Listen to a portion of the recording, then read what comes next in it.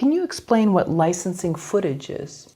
Absolutely. Well, as part of my career, I shoot stock footage. I shoot documentaries, travel adventure programs, and movies. So there's a variety of possible income streams a filmmaker can explore. For me, that's what I've been doing for these decades. So for licensing of stock shots, which I've got so many thousands of stock shots. What you do is you cull through all the footage that you shoot on assignment in a particular country.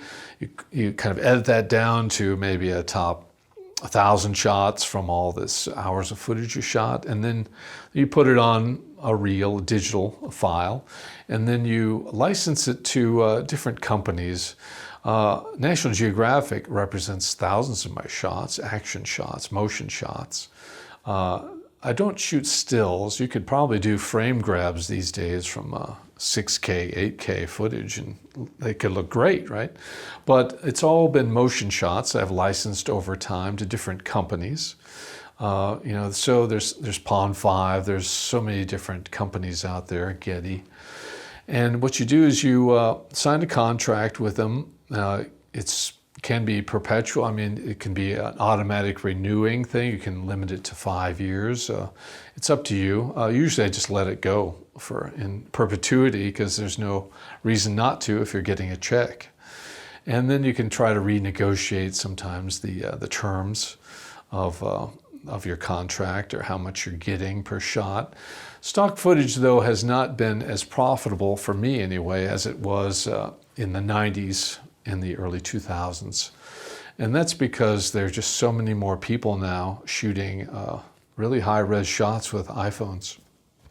And where it used to be the case where you'd have to spend more money for good equipment, good gear that you could not have to compete with so many millions of other people shooting. We're in a selfie generation, so people are shooting reams of shots, and some of these people are now marketing it through Pond 5 for a very small amount of money. Sometimes just $35 a shot. It used to be $1,500 a shot for certain things that you would shoot in different countries that were a little bit more unusual or rarer to shoot. But now it's different. In the last 10 years, I've noticed a decline of income from the stock footage sales.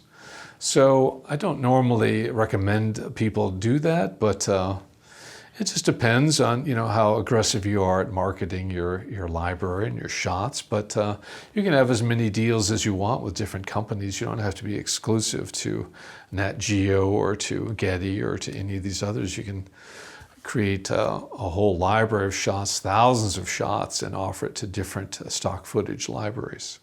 Did you adopt drone footage right away? I know that's something that's maybe a little more rare than these selfies or... Yes.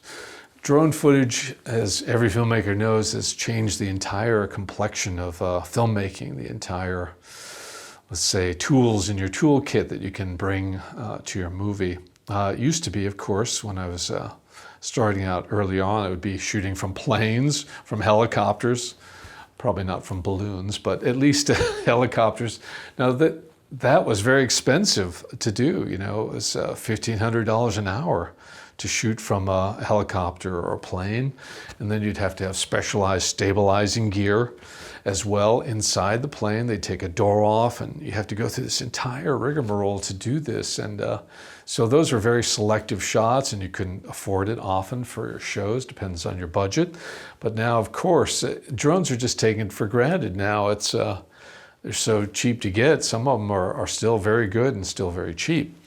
So it's a matter of almost I can't really think of any film now that I would want to do or any movie that would not incorporate drone shots, especially if they take place in the international settings where we always shoot, because that's part of what we're doing is trying to transport the viewer and the audience to Egypt, to Thailand, to Zanzibar, to Antarctica, whatever you're doing. You need to bring them in to the general setting. It used to be, called the master shot. Now a master shot could be coming in over Cairo and then coming into the marketplace going over the pyramids or going, over icebergs in Antarctica. It's just an expected part of your toolkit now to bring those into play.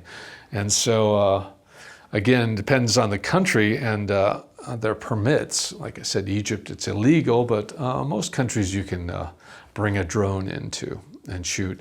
And even in Egypt, you can hire a government-appointed production company to do drone shots for you. It's just more money. But even here in LA, I think that you couldn't just necessarily go to downtown LA and find a landmark. That's a good point. Do a drone shot. And that's let's talk about accessibility of drones. And let's say you're going to Europe, or you're going to Paris, and you wanted to get some drone shots. Well, that's not going to be that easy.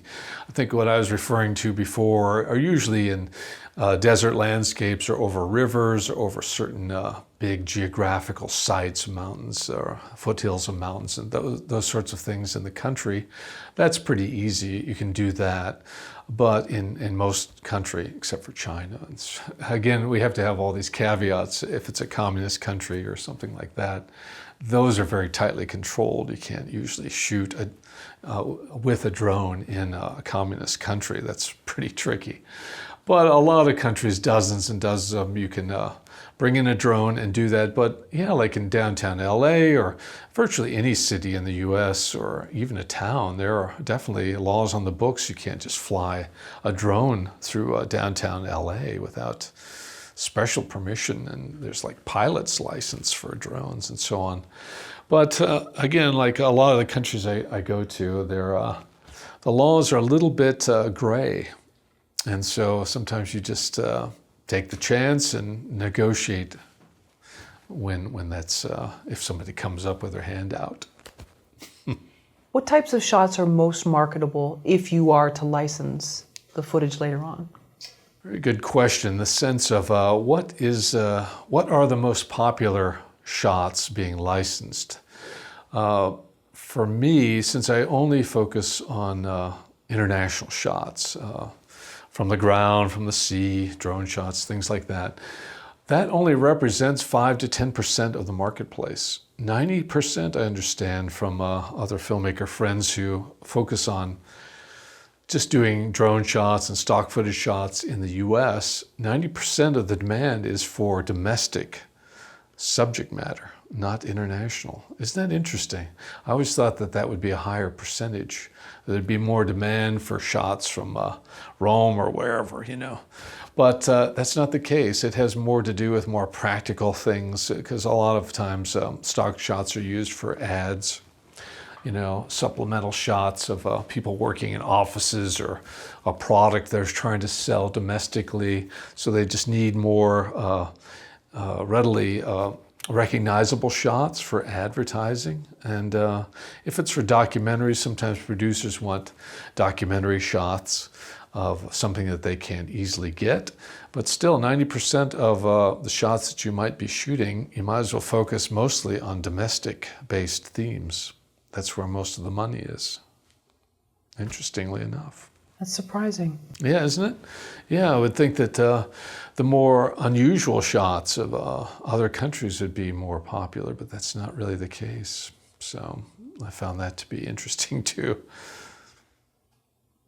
So the licensing terms you kind of talked about, you said it depends. It can be in perpetuity. Yes, it can be in perpetuity, right. Or you can just limit it to 5 years or whatever you want to negotiate. Often they're fairly flexible.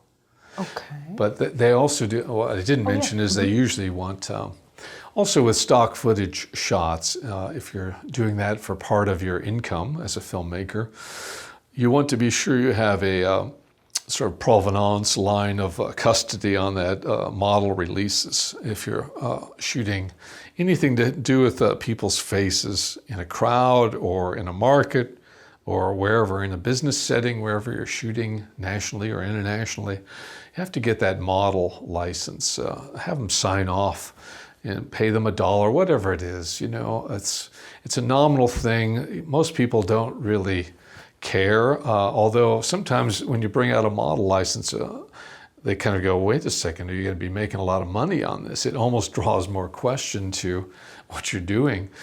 But generally speaking, and actually specifically, you do want to get some kind of model release, photography release from every subject that is seen in the frame for, there's no exact formula for this, but at least if you can recognize a person, essentially that would mean like 2 seconds if they're passing by, you better get their permission. And I've noticed that with stock footage companies now, they're getting much more stringent on requiring permits, not permits, but permission from your subjects.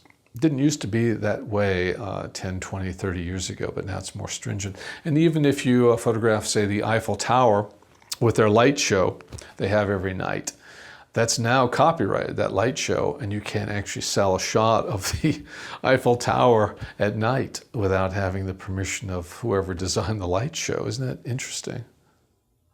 But think about how many millions of shots are done by people every year, right, of the Eiffel Tower at night. But it's just becoming, more regimented, I suppose, as far as getting permits and permissions.